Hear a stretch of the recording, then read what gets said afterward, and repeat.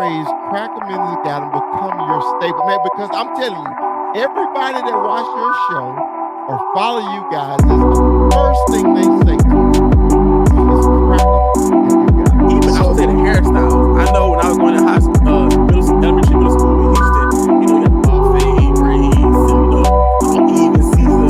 We come up to Dallas. First time I seen a shag. I didn't know what a shag was gonna be. So I didn't know what them haircuts was gonna be. So I'm like, the barber didn't finish your hair. You got off the chair, and you left the barbershop. My first thing, dude, that caught me off guard because you know I text all my guests, hey man, give me where you were born, blah blah blah, and when it said Santa Ana, California, it threw me off. I said, man, I thought this man was born and raised in Texas. I knew I threw you for a loop there. That's the first thing I told the wifey. I said, I threw him for a loop. And she's like, you told him? I said, I told him. Born in Cali. This is gonna tell your age. Tecmo Bowl or Madden? Oh man, I love Tecmo Bowl. I grew up on Tecmo Bowl, Bo Jackson. But Madden, this Madden's for NCAA is about to drop a Madden. Jordan, easy, man. So the name is Jordan Michael. So I'm named after Michael.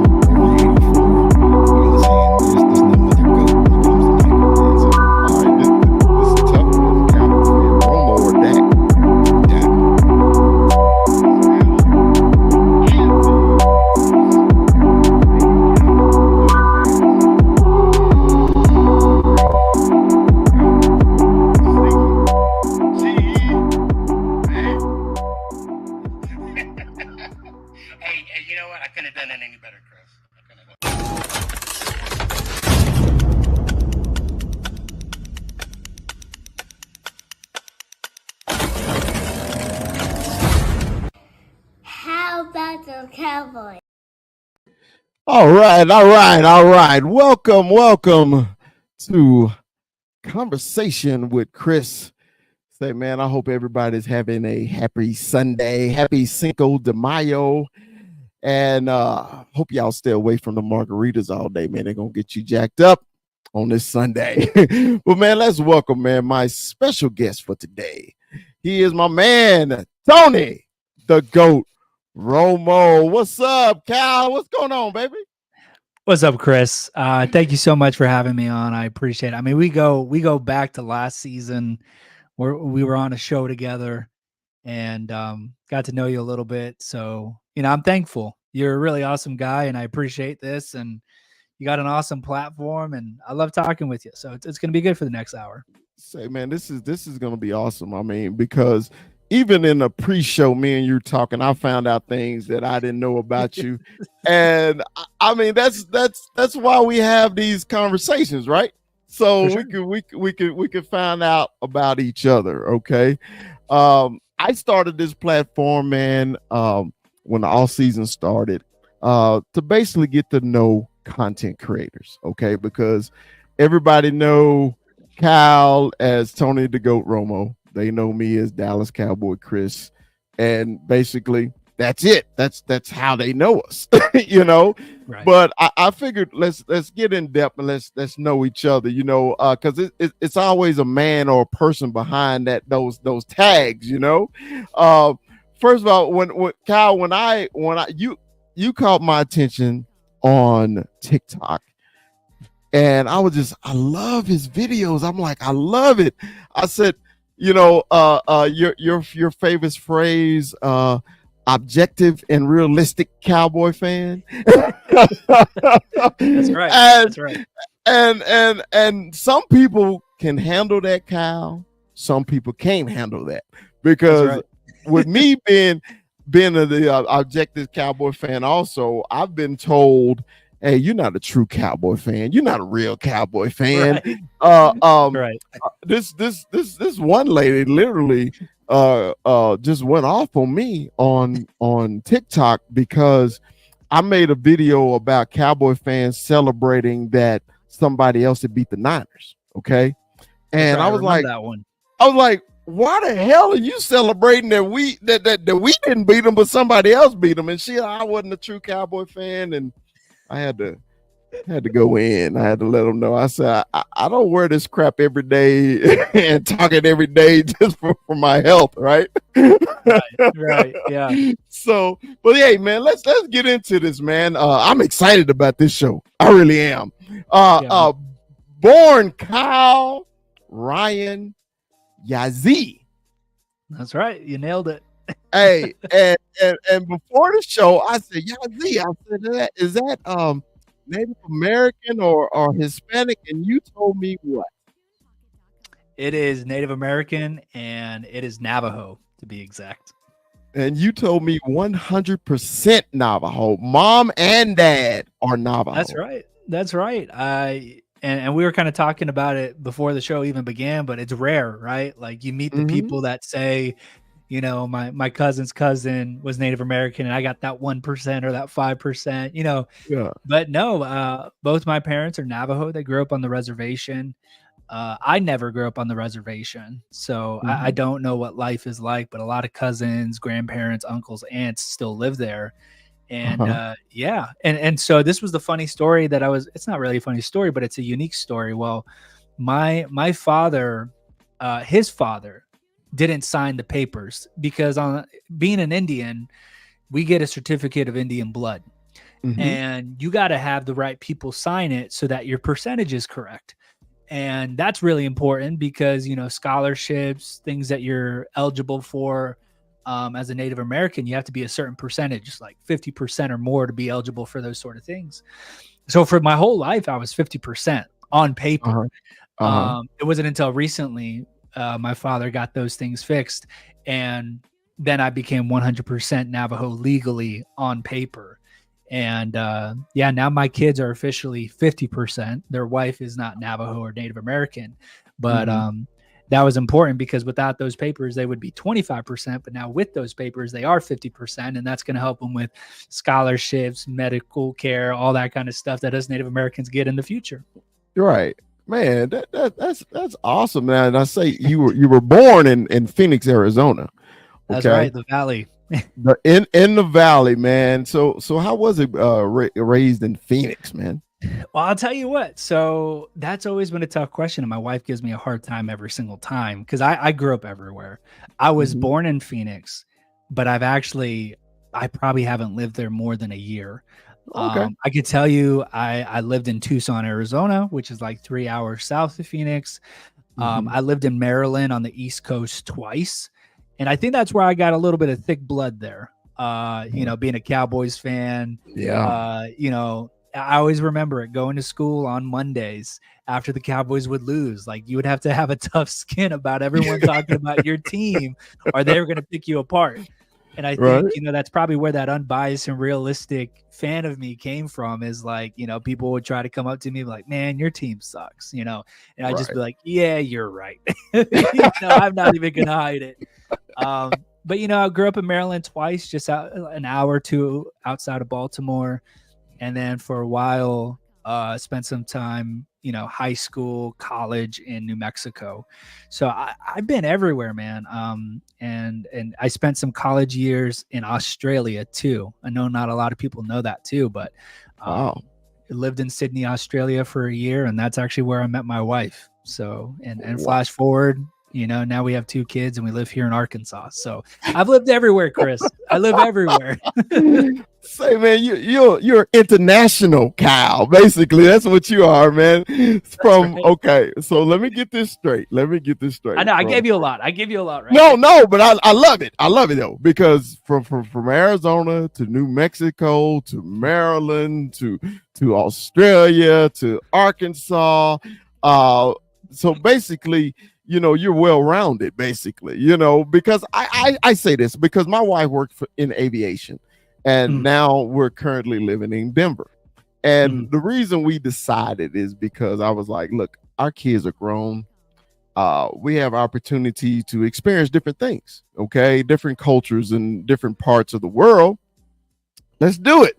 So, I get excited when I hear when people have lived several places, and especially in the world, it gives you a different perspective on a lot of things. The way you think about things, the way you live, the way you eat. I mean, there's a lot of things happen because when you move around, it opens up your horizon, of your ideas of life. So, That's and I'm sure exactly what it is. I'm sure that happened to you. No, that's exactly what it is, Chris. And, I grew up with two brothers. I have an older brother and a younger brother. And, we moved around a lot. My parents worked for the government, and that's why we moved around a bit. And, it's kind of like a fight or flight mentality. It's like either, you're gonna get too close to the people that you live there with temporarily, and it's gonna hurt when you leave, or you're going to adapt and be on your toes and learn quick and soak in as much as you can and be ready for the next opportunity.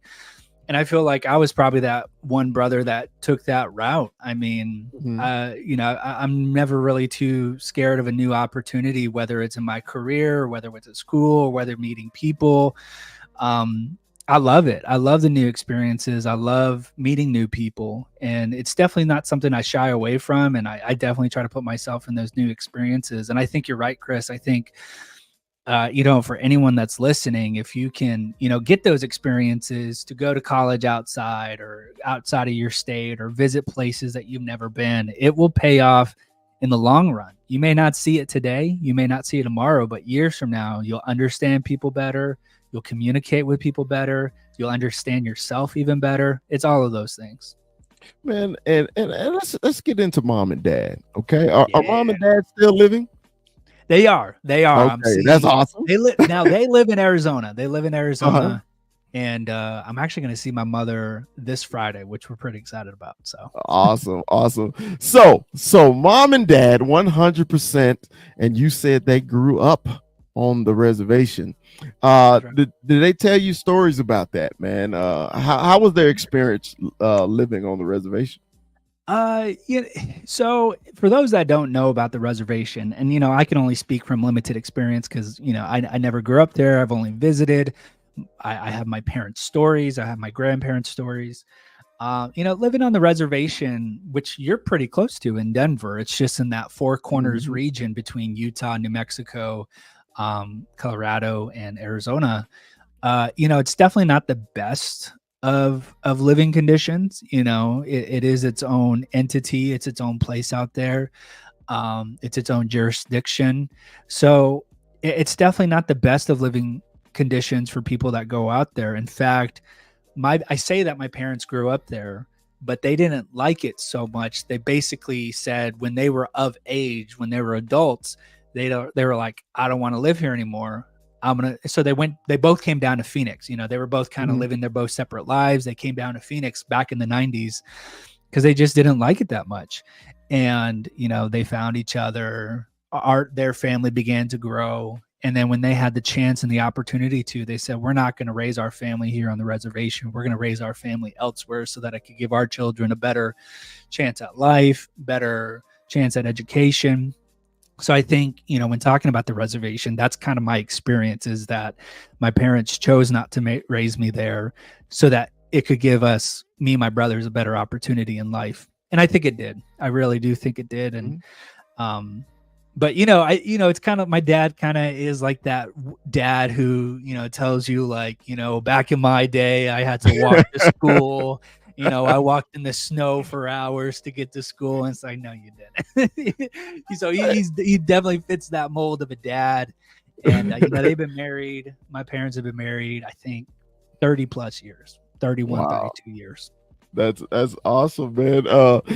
Because that's us old folks, man. That's what we do. We always have to tell the kids how far. What's so bad? I'm growing up in Texas, so it rarely snowed. But yeah, you tell your kids, man, I had to walk 12 miles in the snow. And my son looked at me like one time, like, Dad, it never snows here. You didn't walk 12 miles. It's the rite of passage. It's the rite of passage. Every parent has to do it. And I think this might be the case for a lot of parents out there, but my dad grew up watching the 70s. He was born in 68. So he grew up watching the 70s Cowboys.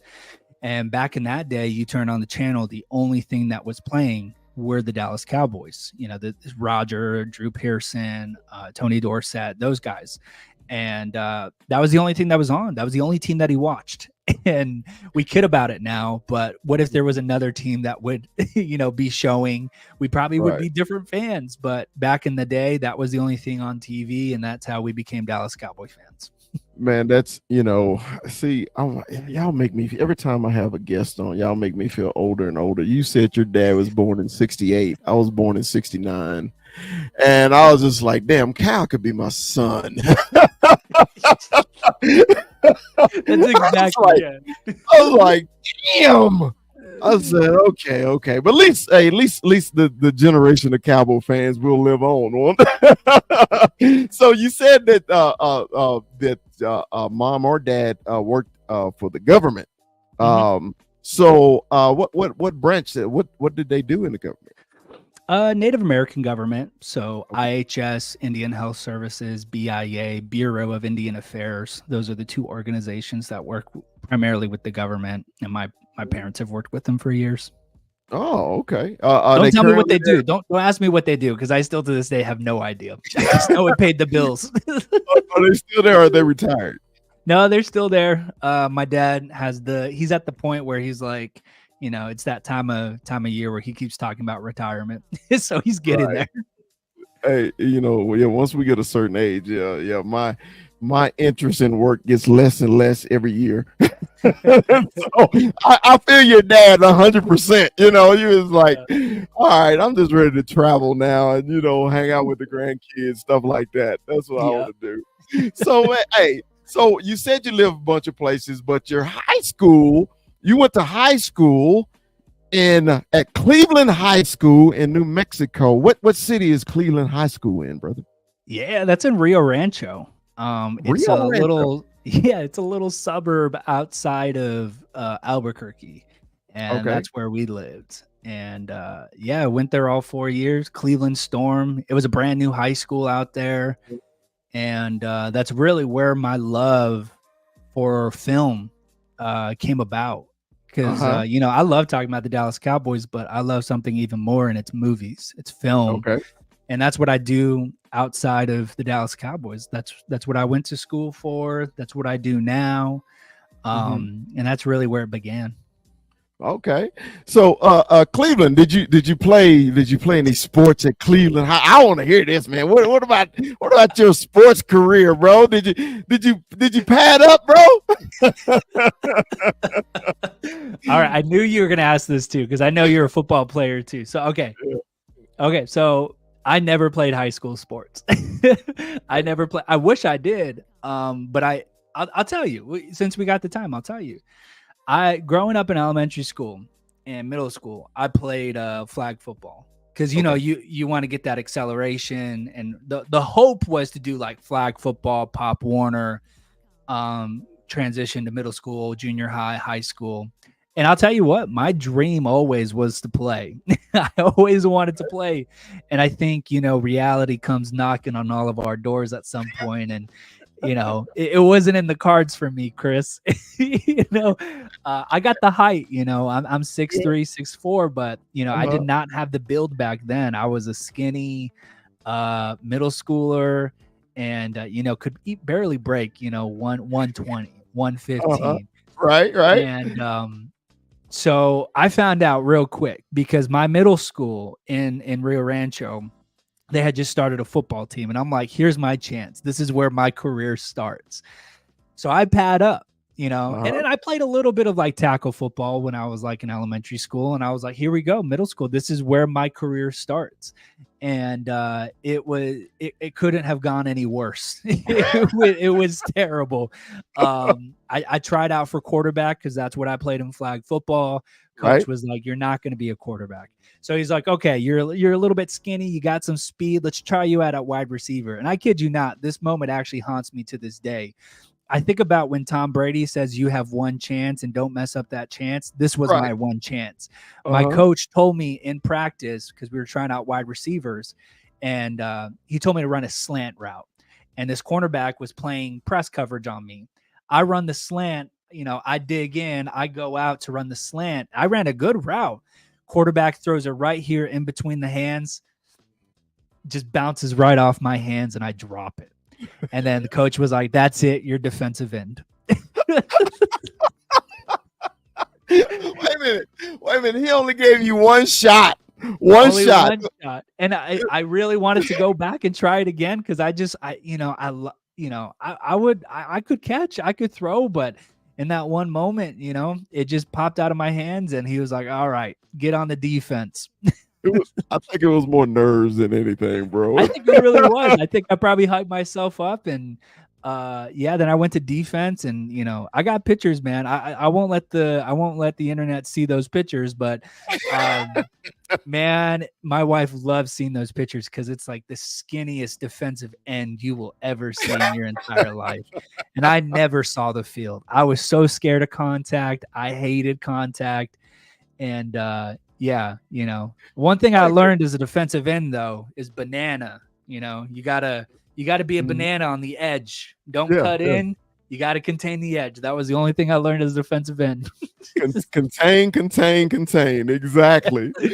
But outside of that, I played basketball. I love basketball, man. I love basketball. I still play to this day. I play with a bunch of college kids at the University of Arkansas.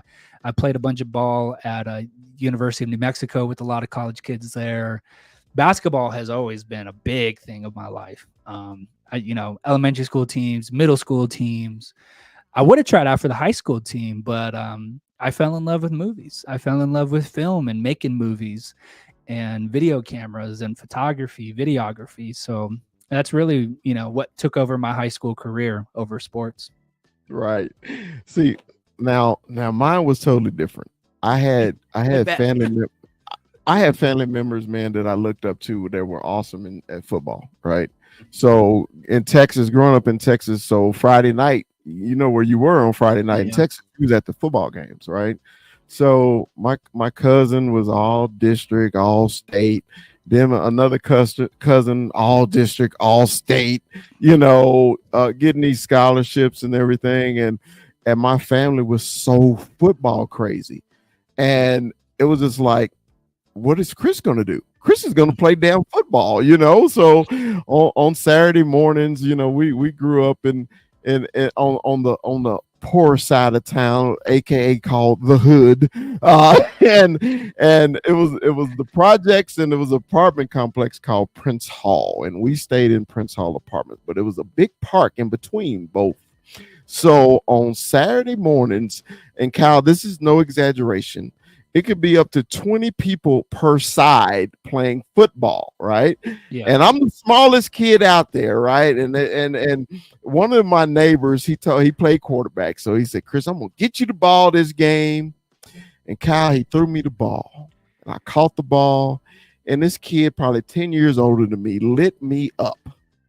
Ball goes flying, I go flying. And everybody thought I was gonna quit. Everybody's like, "Oh, he's done. He's not coming back." I was there the next week because I enjoyed the contact. I enjoyed it, right? So, and then I never wanted that reputation in the hood, like, "Oh, Chris can't take it. You can't take it." So, and that was a big thing in our community, man. It was just like, man, you can't punk out. If you get lit up, you get lit up. You just got to come back and do it again. I've had I remember those hits, and I had a few hits of those, and I just hated it. I just was never a fan of the contact, man. But I think another thing too is I have asthma, so I'm like the only one I know Jerome Bettis had asthma and all that kind of stuff, but that was always kind of, looking back now, I'm like, I kind of leaned on that as an excuse to get out of the contact. But I play baseball too. I love playing baseball. I played shortstop. I'm obviously to this day I'm still into sports. I just love everything about sports. And so you were just naturally athletic. It's just the older you got, you just chose a different route, basically. That's a very nice way of saying that, Chris. I do think in a lot of sense maybe I was a late bloomer, and I don't know. I just know I love to play basketball, and I challenge any of these content creators for the Cowboys. If you want to go one-on-one with me, let's do it anytime. I will beat you one-on-one. That is how confident I am in playing basketball. Now you know this is gonna get tagged. You know that, don't you? Let's do it. I want everyone to know if there's something that we can do where we can get all the Cowboy content creators and play one-on-one basketball and see who's the best one. I'm all for it. Like I want J Tuck in there. I want Cowboys Can Fan. I want Law Nation in there. Let's get it done. Let's make it happen. He say, hey, Cal say he want all the smoke. That's right. I'm telling you. I feel good about it too.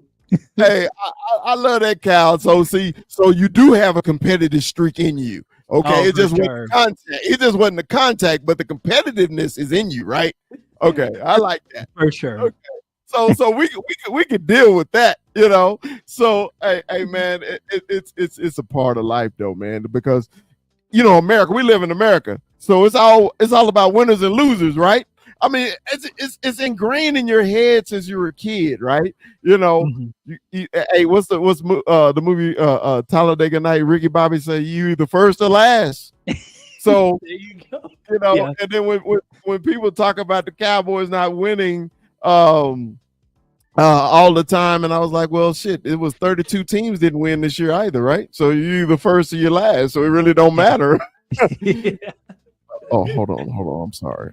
My wife is in. Hey, baby, I always gotta be smooth when she pops in. Hi, honey.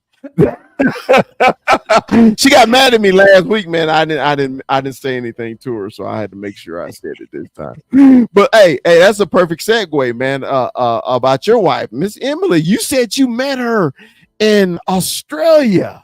Is she Australian?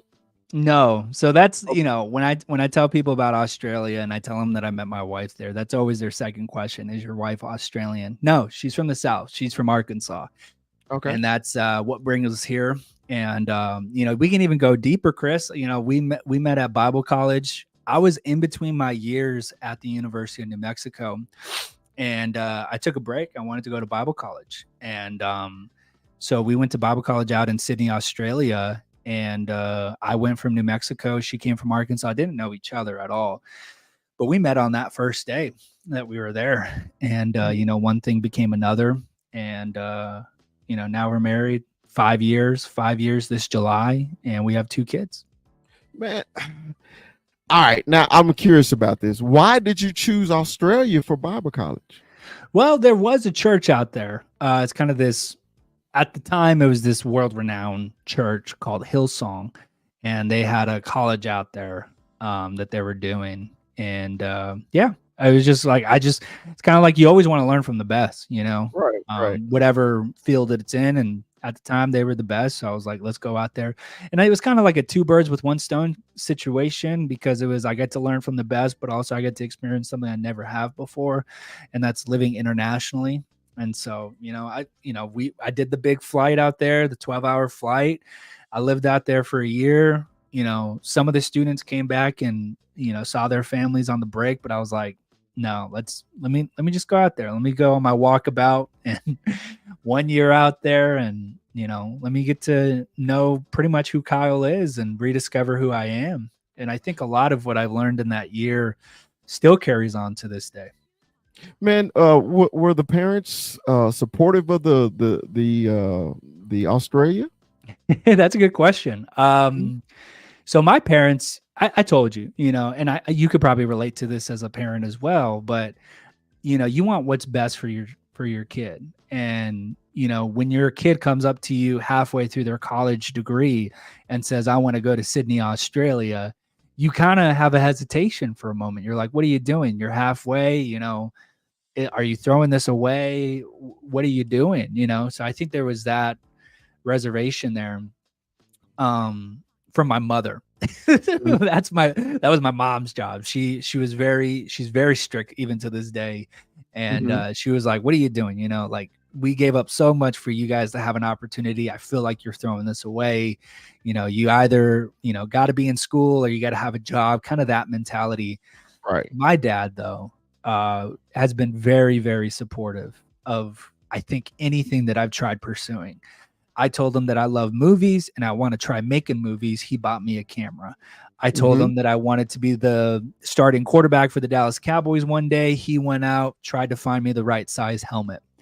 I tell him, at a young age, I want to play basketball. I want to be in this, what's your shoe size? Let's go get some hoops done. So my dad was incredibly supportive when that decision came. And at the time, he gave me some really good wisdom about, chasing things in the unknown, and, it pays off. And I'll tell you this, Chris, I was very unsure about it. It was a big decision, jumping out of college for a year and going someplace I'd never been. I was really unsure about it. And for a moment I didn't want to go. I told him, I was like, I don't know if I want to go. I don't know if I want to do this. And then my dad gave me a lot of wisdom and encouragement that ultimately encouraged me to go to Australia. And, I thank God and I thank him for that encouragement and that conversation that we had that one day, because it was because of that conversation I moved there. I met my wife, Emily, and now we have 2 kids. I think a lot. I think about that moment a lot, and I'm thankful for that moment a lot. So, So, Bible college. So this is basically, you lead me to, apparently you are a religious guy. Okay. I try to be. Okay.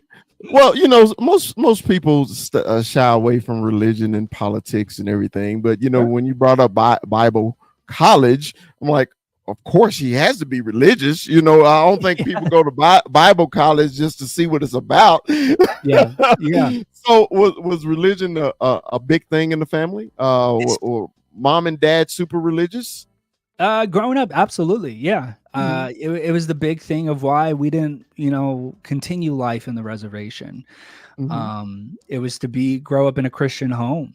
And, again, I think a lot of that upbringing for where I am today, and it's still a big thing in our family right now. I was a kids pastor, I was a youth pastor, and I enjoyed a lot of it. And, I spoke, I preached, I wrote a book on Christianity. It's on Amazon right now. It's called Chase the Whisper. And I had the opportunity to talk about that book for a long time. And, it's a part of my life. And I don't think we all have to go to church to be religious, but I think if it's just a part of your life and your morals and your values, I think that's important. Treat others as you want to be treated. You just dropped another bomb. You are an author. You've written a book. I have, yes. how many cowboy content creators say that they actually written and published a book? Not me. There we go. So how old were you, man, when you wrote your book? I wrote it in Australia. I never wanted to be an author or felt that I wanted to write a book, but it was a lot of the experiences that I was having in Australia that had me sit down and decide to write something about chasing your dreams and fulfilling your dreams and finishing what you start. And I did, and so it is out there in the world, and it holds a lot of dreams and aspirations that I've had I want to say it was 2016. It was Dak and Zeke's rookie year. So 7 years ago, I was probably 19 or 20. Wow. So what gave you that motivation to write a book, brother? Yeah. I think it was just the way that I was, going about life. It was just what I was experiencing in life there. I think it's vital. I think it's very important to spend time with yourself. And I don't know who's watching or if there's young people out there. I think it's vital to learn about yourself and get to know yourself and what your strengths and weaknesses are. Because if you don't define who you are, this world's going to define who you are. And that's going to put you in a tough situation. And you're going to be doing a lot of things that a lot of people want you to do and not necessarily what you want to do. And so that book is really about, following God's voice in your life. And I think there's a difference between personal dreams and God's dreams for you. And, I still believe that. And the book is called Chase the Whisper. And that's, in a lot of ways, still how I pursue my life and my dreams is like, if I get an inclination of doing something, of wanting to try something, I know exactly what I know what I'm talking about, because there's sometimes in life where you get the urge to do something, the urge to say something, the urge to speak up. And a lot of the times that defeats us because we have anxiety or we're scared or we're fearful of what people might say or think. But I think it's important in life to chase those things. And because I think there's always something good on the other side of it. And that's basically what that book is about. It's that voice, that whisper that helped me find my wife. It's something that led me here to Arkansas. It's what led me to start the Cowboys channel and meet all of you fine people and all these content creators. Man, you know I'm going to buy this book. You know I'm gonna buy this book now. I got to, man. I gotta buy it. I got to now. I made it easily accessible. It is only $1. It is $1.99. They asked me how much I wanted to price it at. They gave me some recommendations for pricing it. They wanted it to be $12.99. They wanted it to be $9.99. I was like, I really don't care about the money on this one. I just want to live a life that helps people fulfill their dreams and finish them. So make this book as free as it can possibly be. And it's $1. Wow. The shipping is probably more than your price in your book. So, hey man, see, this is the whole reason I started Conversation with Chris. I never knew you lived in Australia. I never knew you written a book. I never knew you were Michael Jordan of the Navajo Nation. I mean, a lot of these things that I did not know about Cal is coming out, man. And this is so awesome to me, man. I'm really enjoying this conversation. So, hey, man, let's segue into your content creating. Mm-hmm. Why? Now let me explain something first before I ask the question. I threw on my Romo jersey today. Okay. Oh wow, I didn't see that. That's awesome. I am one of the biggest Tony Romo fans ever. You got a fat head of Dak Prescott, and I got a fat head of Tony Romo. Okay. But I'm the biggest Dak defender in the world. Sure. But right. Yeah. how and why did you come up with the name Tony the Goat Romo? And I'm gonna be quiet. I'm gonna let everybody hear this. I don't want no interruptions. You go right ahead. Well, it's definitely much simpler than I think people might think. It, might be complex or anything. But I appreciate you. First off, I want to appreciate you, Chris, for wearing that Romo jersey. That's really cool. I got so many Romo jerseys. Well, first off, the name is really so okay. The name has always existed since I was a kid. Xbox, PlayStation usernames, right? They ask you to create an account and what's your account name? It was always TonyGOATRomo. And so that's how the name always began, because he is my favorite player of all time. He's the one that I grew up with watching, and I just love Tony Romo, and I love the way he plays and all that stuff. But the channel really started, and I know you could probably relate to this, it's kind of like a therapy. As a Cowboys fan, it's tough. Losing, getting close and losing again. It really started out as therapy, was really just like, I got so much to say, and I just want to get in front of a microphone. I don't know who's watching. I don't care who's watching. I just want to get in front of a camera and speak my mind so that I can get the anger or whatever emotions that I have off my chest, and then I can go be with my family. And then I don't have to talk about it or anything like that, or regret anything I'll say or anything I'll do. Not that it's that intense, but that's really where it began. And I started doing that weekly, and one thing became another, and it's kind of grown into this thing that's kind of basically part of my life now. So Romo was your quarterback, like you growing up and you falling in love with the Cowboys. He was your guy, because my guy when I was growing up, because I always tell my age, was Harvey Martin. All right, former co-MVP of the Super Bowl, should be in the Hall of Fame. He had the original all-time sack leader. Forget what Michael Strahan did; he didn't do it. Harvey Martin did it. Okay. Right. Anyway, I'm on that soapbox about him being in the Hall of Fame and in the Ring of Honor. I'll let it go. It's a good So, point.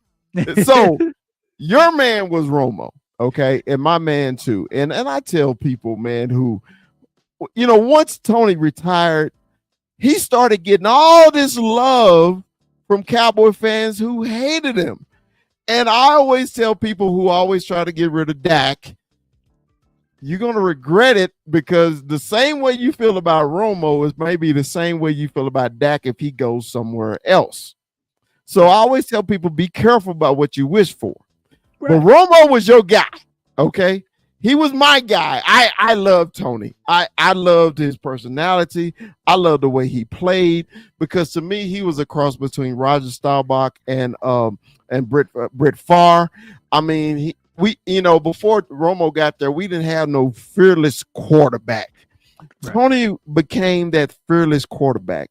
So was that the reason you fell in love with him, because he was that fearless guy, or you fell in love with him because you remember those 17 quarterbacks before Tony Romo? Yeah, and that's a good question. And my first quarterback was Quincy Carter, and I love watching. I'm so sorry. I'm so sorry. Well, here's the thing, and I think this is why this is why I'm a Cowboys fan for life. I didn't fall in love with the Cowboys for Quincy Carter or Bill Parcells at the time, or Troy Hambrick, who was running the ball, or Joey Galloway, or any of that stuff. I fell in love with the Dallas Cowboys for their colors, for their history, for their love of the game.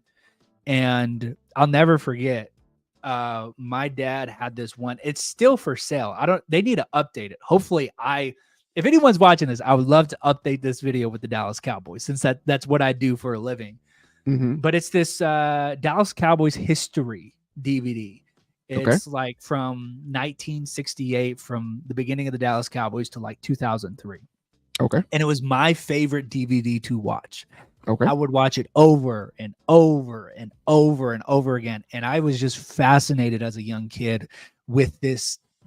I never thought of them as a team. Just like, this is just like an entity. This is just their colors, their history, their uniforms, the players. When you talk about a Dallas Cowboy, like an image comes into your mind about like Bob Lilly or Randy White or Rayfield White or Roger Staubach, Tom Landry. These players just come into life. It's just a way of life, and I fell in love with that at a young age. And, I remember being in elementary school too, and we would do like little class projects, who's the person that you want to study? I would choose Tom Landry, or, Jimmy Johnson, or Jerry Jones, or, we're going to write a book, a small 10-page book as a class project. I was like, I'll do it about the history of the Dallas Cowboys. I just loved the Dallas Cowboys at such a young age. And I got a funny story for you, Chris. Go ahead. You asked me about TonyGOATRomo, but there's also the unbiased and realistic part. I make sure to say that every single time that I'm on. Every time. Because I think it's what somewhat makes us different and makes me different from others. So it was the 2007 season. And it's funny because my life, I can't think in years. I think in like Cowboy seasons, I think about like when something significant in my life happened, I'm like, oh, that was like Dak and Zeke's rookie year, or that was when, Danny or, whatever. Anyway, so this is where it comes from. You're getting the real story here about how I became unbiased and realistic. 2007, Cowboys and Packers, Saturday night football, or maybe it was Thursday night football, but it was the clash towards the end of the season, and this was up for the number 1 seed.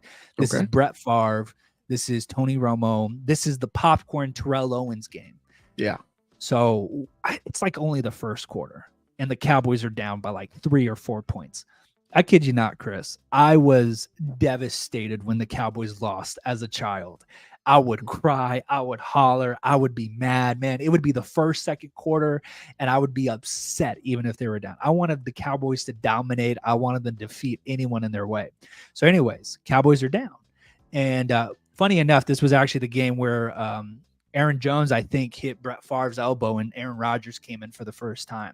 But I didn't see that part, Chris, because this is the story. I was so upset. My dad tells me, go to your room. And we're living in Uh-huh. Maryland at the time. So it sucks Uh-huh. being on the East Coast watching these Cowboys games because everything's prime time and you're watching them at 11 p.m. at night. Anyways, he tells me, go to your room. Go to your room. I don't want to hear you cry. I'm tired of this, because he's been hearing it for the past few seasons. Me crying, me shouting, Right. me hollering. He's tired of it. I go upstairs. I'm losing. I'm just upset. I'm like, man, the Cowboys are losing. I don't get to watch him. I hate all of this. So I'm like crying in my room. He storms up to my room. And we talk about this. So I'm not, my dad's not hearing anything or seeing anything for the first time. And I tell him this is the reason why I am the way I am today. He comes into my room, closes the door, slams it shut. He's like, let me tell you something. The Dallas Cowboys don't even know you exist. He's like, they don't give a damn about you. He's like, they don't know you even exist. They don't even know they don't even know you like them. And that was ridiculously devastating to hear as like a 10-year-old who, like, I've told you everything, right? Like, I'm obsessed with them. And I just, like, I go to sleep. And then, I find out that the Cowboys win the next day. But years later, it just, like, that kind of sunk with me. It was kind of like a, 50-50 type thing where it's like, my dad was also right. They don't know who I am. They don't know who I exist. But also, I think it was how to approach sports maturely in life. Right. Don't let it consume you where, you're throwing the baby or kicking the dog or anything like that. So, growing up, I would just always see things, someone would come up to me, man, Cowboys suck, man. They had a bad game, man. Tony Romo is overrated, man. Jason Garrett sucks. Jerry Jones should sell the team. I'm like, you're probably right. You're probably right. Yeah, they are bad. They are 8-8. Yeah, we probably need to be looking for a new quarterback. Yeah, Jerry Jones hasn't done a great job. Yeah, Jason Garrett should have been fired years ago. We need to find somebody. And I think that just kind of bled over when I started doing content, and I could just see things without. And, I grew up in 96. The last Super Bowl the Cowboys won was in 95. So that's why I don't have that image of the triplets in my head, even though I know they're great and amazing. I never saw them play together. I'd never seen my team win a Super Bowl. So that's 27 years of just seeing this team not doing anything. It helps when someone watches my content, like an old head watches my content, and they're like, wow, this guy's a little bit rough about the Cowboys. That's all I know who they are, So that's one thing about the majority of Cowboy fans. They can't handle constructive criticism at all. They can't handle it. Like I said, we in our pre-show, I tell you how the lady got upset with me that they celebrated that the Niners lost to another team after we had got smashed by them, and I went crazy because I'm like this. We also have to be objective about our team also, because I've said it before also. Hey man, we suck, and this is why we suck. And man, you know on TikTok, man, you get so many different people. You're not a fan. You're not this. You're not that. And I was like, oh, so these 40-something hats above my head and those 12 jerseys in my closet and the man cave with America's team on the wall and on the floor. I'm not a fan. Okay. So I don't know what a real fan looks like then, but it is what it is. So, being objective, man, and unbiased, you do get the blowback from your own fandom. But it took me a while, Cal. I don't know, but I know why you have thick skin now, because you're a religious man. Because some things can get me, and I'm ready to go to war. Okay, but the grace of God in you helps you to be even keel. Unfortunately, I'm a God-fearing man, but I don't have the patience as you do. Please, Kyle, teach me how to be patient. That's why I'm going to read this book. Maybe got a portion on it about Chris. Be patient. So, the reason I was saying that because, man, you're the unbiased Cowboy fan. How much blowback do you get from your subscribers? So much. There's always someone commenting, especially on TikTok. I love TikTok. I remember starting off pretty early and no one was really watching on YouTube. And my wife was always on TikTok. She's not anymore, but at the time she was. And I was like, let me try that, let me just, because at that point you just want to try anything. You just want to do anything that you can Mhm. to help grow your content. And so I just started posting clips on YouTube or clips from YouTube on TikTok. And one thing came to another and it sort of just blew up, and Mhm. I love that you put the graphic right there. Yeah, 38,000 followers on TikTok, over 3 million likes. Yeah. It's pretty ridiculous. Yeah. And but I love it. You post anything, someone's gonna say something. I learned a long time ago. I'll post the video and I'll close the app. Wait a minute, wait. You don't want the notifications? I don't Or you- turn on notifications or anything like that. Not like Instagram, because Instagram, TikTok, YouTube, I'll turn those all off. I'll post and I'll go about my day.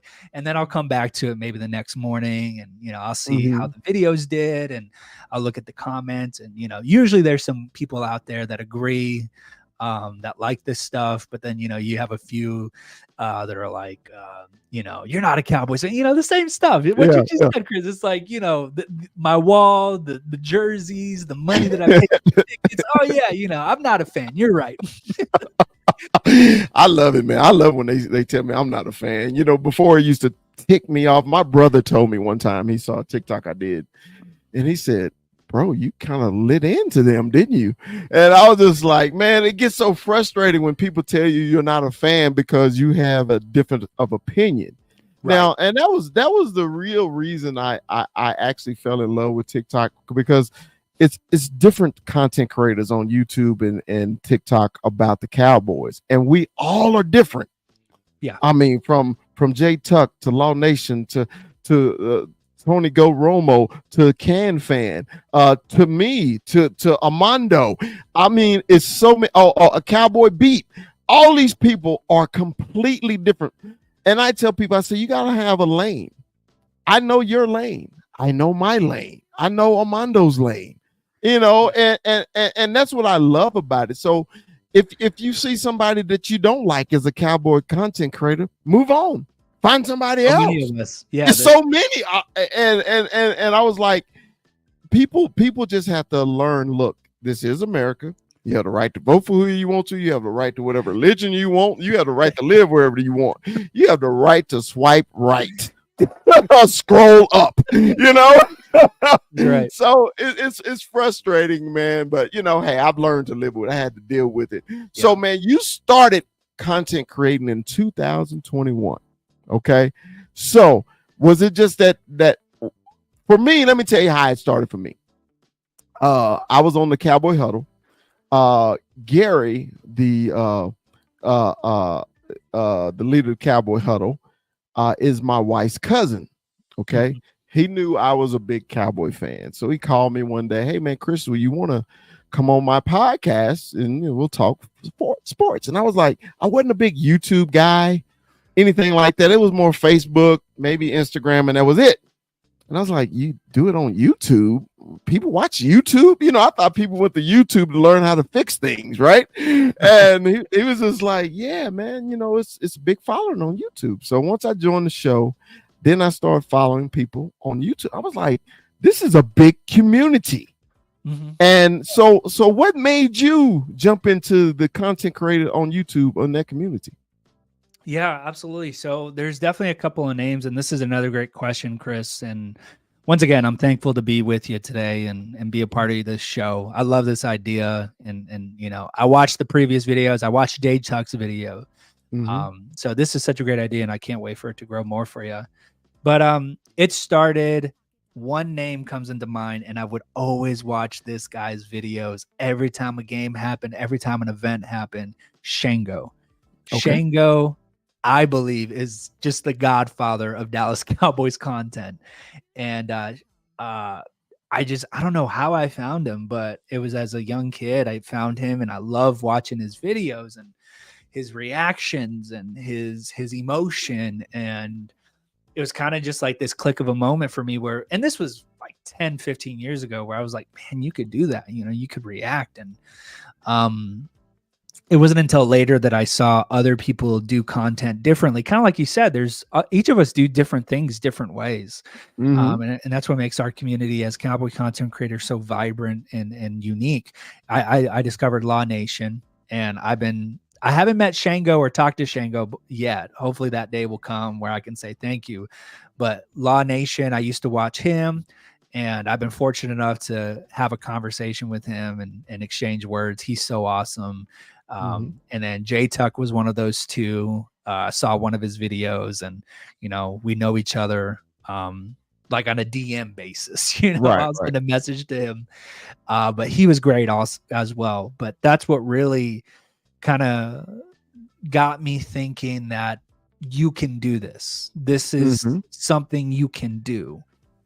And I started the 2021 season. You know, I did not have the equipment that I have right now. And you know this as well, Chris. When you start out, sometimes you're starting out with nothing. Just the cell phone. Exactly. And I think sometimes, you know, you watch all these other content creators and you look how good their shows are, but it did not grow like that. It did not start like that. And it grew over years, grew over months, however long it took. But for me, I just knew, back to that whole chase the whisper mentality, I was like, I just got to start, because if I don't start now, I'm going to keep putting it off for months and months. And you know, it's the start of the year, so there's no better time to start right now. And I'm really excited because my first video was the predicting the season schedule. And it's something I look forward to every year when that schedule release comes out. I'll make a big video, 20, 30 minutes, me predicting the season. Schedule release comes out this Thursday. I'll be doing it again this year as well. But that was my first video. I posted it. It was with my iPhone. I didn't know how it was going to look. I didn't know how it was going to sound. But I was like, I got to start. And I'm so glad I did. And, you know, it's a grind, man. The seasons are a grind. Pre-game stuff, live stuff, post-game stuff. Man, it is, doing this content stuff is not for the lighthearted. You know? No, I had to learn that too. It requires a lot of time, a lot of effort, a lot of consistency, a lot of sacrifice from yourself with your time, a lot of support and sacrifice from your family as well. So it definitely is tough, but man, I'm so glad. And every time I make a video too, I'm like, I know myself, and I like, leading up to filming the videos, I'm like, I don't want to do this. I don't want to do this. I don't want to do this. And then I do it, and I'm like, I'm so glad I did it. I'm so glad I did it. And you do that for 17 weeks of the football season. You do it for 18 weeks of the football season. And each week goes by, each game goes by. And I love doing it. Like I said, it's a part of my life now. And that's where it really began. And, you know, I love doing it. Best part of it, though, has been meeting everyone like yourself. Meeting the community that we have and just sharing that. It's been really an awesome part of it. Man, I'll never forget when I started. I started on Facebook. Okay. Dak and Zeke rookie year. This is when Tony got hurt. And I was like, man, this is going to be a long season. I want to document this. This is exactly what I told myself. I said, I need to document this. So the segment, and I still do it now, I just moved it to TikTok now. During the season, I call before and after the game, 60 seconds with the Cowboys. Okay. Yeah. And I give the prediction of the game. And then after the game, I give you my unbiased reaction of the game. Right. Yeah. And I started it, and it was just only on Facebook. So on Facebook, it's just really friends that you have. There's no strangers, you know, just friends, you know, from high school and, you know, growing up and, you know, and one week I missed, and a friend called me, say, hey man, where's 60 seconds with the Cowboys? What's going on? And I was like, you enjoy it? He said, I watch it every week. I said, but nobody ever comments. He said, dude, I watch it every week. And when you didn't post, he said, I thought we were going to lose. And I said, I stopped because, you know, when you had that feeling that nobody's watching, right? Okay? All right. And you like, man, you get discouraged. Just like when I had the conversation with J Tuck.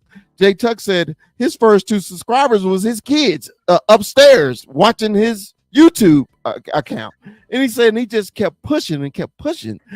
And I was just like, you know what? I'm glad I never stopped, because now it's helping me work a little harder to get, since I'm not on the huddle anymore, we're on the Cowboy Up podcast, we're starting from scratch again. So when you start from scratch, it's really hard. But I also wanted to do it in the off season, because that's when you put in the work. Because when the season starts, it's going to be 1,000 content creators out there saying what they got to say. But I figured if I put in the work now, everybody be ready, and I'll be ready for the season. So this is my question for you. This is the only Cowboy question I have for you today. Okay, because everything was about the getting to know you. Right. How do you feel about this all season for the Cowboys? Wow. Yeah. I really tell you that I think I had a shift at the draft. I don't think we had an amazing, terrific draft, but it was a good draft. I like our draft class. I like our picks, but it wasn't, mind blowing or anything like that. But before that, the draft has really made me optimistic. And I'm glad that you asked this, because I do have to figure out how I feel before that schedule comes out on Thursday to make up my mind about this team. Because I'll be honest, I'm still in a little bit of a fog right now. Right. I'm still in a little bit of fog about this team. But everything from the playoff game up until the draft, I could not stand. I could not take it. I was annoyed. I was frustrated. I know Jerry really likes to move the press and move things that way. This year, I just had no tolerance for it. Every other year, I was like, Jerry's being Jerry. He's saying this stuff to say this stuff. Something else will happen. But this year, I was like, this is tough. I can't take this. And, Stephen Jones' antics and, the all in and the cap space. Oh, boy.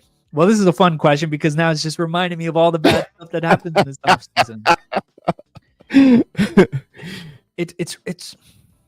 It's really hard to say where this team is. And I think at this point last season, this team had a vision, right? They knew they needed to at least beat San Francisco in a playoff game to get to where they needed to go. Right. And you saw the moves reflect that. They traded for Stephon Gilmore. They traded for Brandon Diggs. You saw the moves reflect that type of mentality. So if we have Cowboy fans that are out there that are undecided, on the fence, a little bit confused, that exactly reflects what this organization has done this offseason. You're kind of just like, what are we doing? I don't understand the vision, because you got the general manager, the owner saying we're all in, but none of the moves reflect any of that. Right. And then you do have Stephen Jones talking about filling that cap space and not hitting it or not overpaying. But you're also still confused about why we haven't made the extensions that we need to for Dak Prescott, CeeDee Lamb, and Micah Parsons. So you're equally just as confused. Regardless, though, what I felt going into the season, regardless, I really felt like this team was on pace to implode. I really felt that. I felt like, Mike McCarthy on the final year of his contract wasn't going to work out. I feel like Mike Zimmer on a 1-year deal isn't the best situation for our players, nor it is for our franchise. Dak Prescott going into the final year of his contract without an extension. Of course, we got training camp still, so something could always happen in between there. But that was always my general feeling, Chris, going into the season, as I felt like we were going to implode. And a lot of people were expecting this team to win another, 12 games and get into the playoffs. I don't know. I just don't know. I felt like this team, if I'm being honest, I felt like the window closed. We had a really good window there for 3 years with everyone intact. And now it's kind of just like you have this weird year right now. So I think that's my general feeling about this team is we're not in a great spot. We're not in a terrible spot. We're kind of in like a mediocre spot. And yeah, it sucks to be in that realm too. You want to be overly confident, but you can't, just because of all the lack of movement and the lack of information that the Cowboys are giving us right now. I mean, it sucks. But I didn't want to get into the Cowboys, but I had to ask you that one question. Yeah, I'll be cheering them on just like you every. I mean, like I fell in love with the Cowboys when Quincy Carter was our quarterback, and this year's no different. I'll watch Uh, every game. I'll be there, and every second. exactly. Every second. It's just being a Cowboys fan is a way of life. But we will Mhm. see. Like I said, I'll still make up my mind. But I think this team is going to underperform from what it's done the past couple of seasons with 12 wins. I would say they'd be lucky if they get 10 wins. All right. We'll leave it at that. Now, I always love to end our show with the great either or. Let's go. I always thought this is a fun way. Hey, man, it's a secret way of knowing Cow even more. Okay, so we got 20 questions. It's either or. These are some of my favorite questions. Like, I love the either or. Like, pick this or that. I love them. So I'm ready. All right, Cal. First question: 1st and 10 or 4th and inches? 4th and inches. Man to man or zone? Man to man. Run or pass? Run the football. Offense or defense? Give me defense every single time. Cheer for or be cheered? I like cheering for people. All right. 17-0 or championship? Championship. What are we doing? Ring or Hall of Fame? Oh, snap.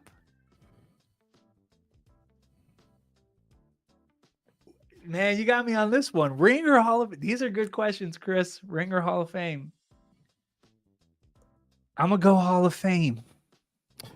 I always go Hall of Fame because you get a Hall of Fame ring too. So you get both. Ring is a team accomplishment, of course, but a Hall of Fame is like you changed the game. Exactly. And that's the way I think about it. All right. To play the game or to coach the game? You're talking as a failed athlete. I'm going to say coach the game. Mountains or beach? Oh, mountains. Truck or car? Car. Grass or turf? Turf. Indoors or outdoors? Indoors. I know this next answer. TV or movie? Movie, but TV's getting there. TV is getting there, man. You can watch TV all day sometimes, but movies. All right. Baseball or basketball? Oh, I love both of them, really. I love watching them. Because of the head state I'm in, I'm writing a movie, and because of that, I got to say baseball right now. See, you got another secret, man. You write movies. Come on, man. We at the end of the show. Well, we're gonna have a conversation again. This is our first conversation. We got to have several more because you got a lot of things to talk about, Kyle. Beef or chicken? Oh, that's another good one. My wife and I, we have the conversation. I feel like beef makes you feel sleepy a little bit, not so good. Chicken every time, though, gives you that protein. Makes you feel energetic. Beef is steak, too. I'm going to go with steak. I'm going to take the beef. All right. Tecmo Bowl or Madden? Ooh. It would be Madden. I love Madden. But I used to play... I forget what it's called, but you remember the handheld one? Yeah. Is that Tecmo Bowl? Is that Tecmo Bowl or? That's the Game Boy. No, it's not the Game Boy. Football handheld. What is that game? Electronic football, Mattel. Oh yeah. The one with the little dots. Yes. Yeah. Before I play I love that one. You could play 2-player. My dad and I would always play that one back and forth. So right. But I do like Madden. I do a lot of Madden content, so I love Madden. So this is going to be a good one since you're a basketball fan. Jordan or LeBron?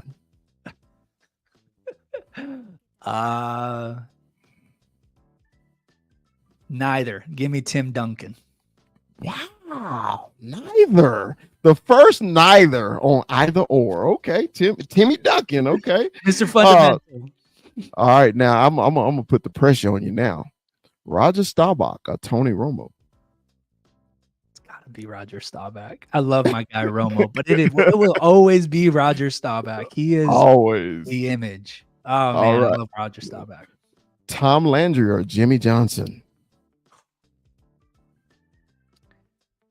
You know, because of another headspace that I am in, that I'm writing something, I kind of know a lot about Jimmy Johnson at the moment. But Tom Landry took this team and brought him from a place of irrelevance to being America's team. And he's got the hat, man. He made that hat work. I'm going with Tom Landry.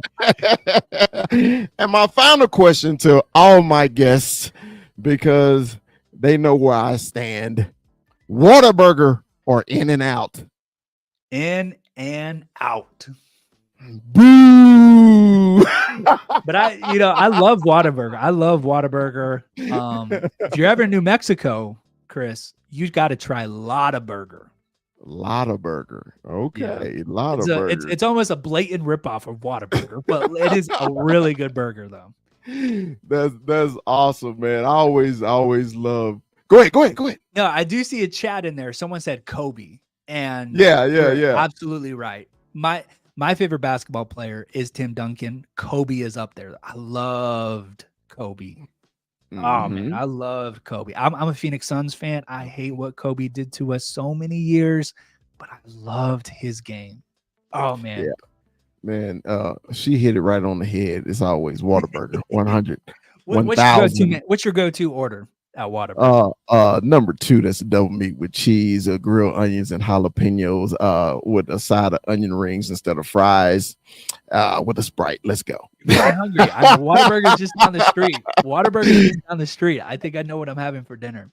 Hey, man, you know what you got to try, Chris? You got to throw some green chili on that. If you ever come to New Mexico, you got to throw Whataburger offered that burger with the green chilies too. And I know that's a big New Mexico, Arizona thing is green chilies, right? I've never had green chilies on a burger yet. But I love jalapenos on the burger, but I never had green chilies on the burger. Jalapenos are good. You're right. But just try it once. Let me know what you Hey, think. and it's rough here, man, because there's no Whataburgers in Colorado. Well, they are in Colorado. It's only one. It's in Colorado Springs, but I'm in Denver.